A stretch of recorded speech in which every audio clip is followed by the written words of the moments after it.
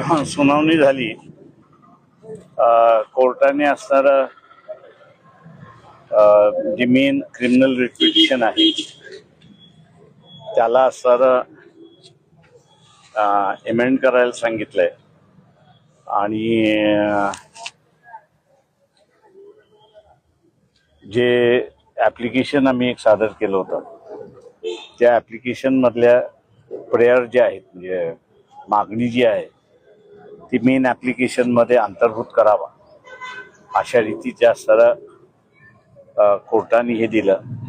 एक आठवड्यानंतर पुन्हा हे मॅटर हिअरिंगला होईल आणि मी अपेक्षा धरतो की त्या दिवशी ते फायनल होईल असं मी मानतो।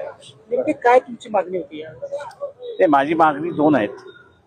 एक तर कायदा अपुरा आहे किंवा तो अपुरा असणारा कायदा दोन जण करू शकतात पूर्ण, एक तर कोर्ट स्वतः किंवा लेजिस्लेचर जे आहे ते करू शकतात।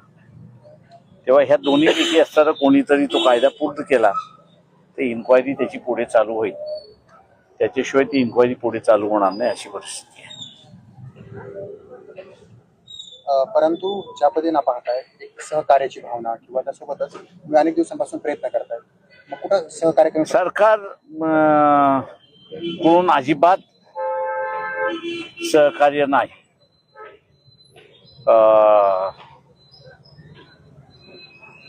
जे सरकारी वकील आहेत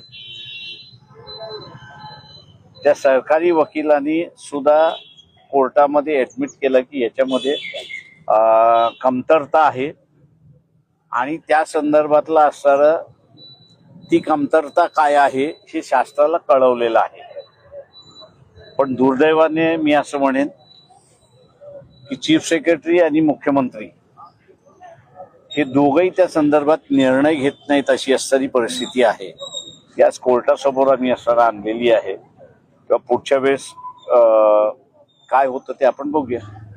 आता तुमची मागणी काय? यांनी लक्ष नाही, आमच्या सर मागणी म्हणजे त्याच्यामध्ये लक्ष घालावं। कायदा हा अपुरा आहे तो पूर्ण झाला पाहिजे, याच्यासाठी आम्ही लढत राहणार।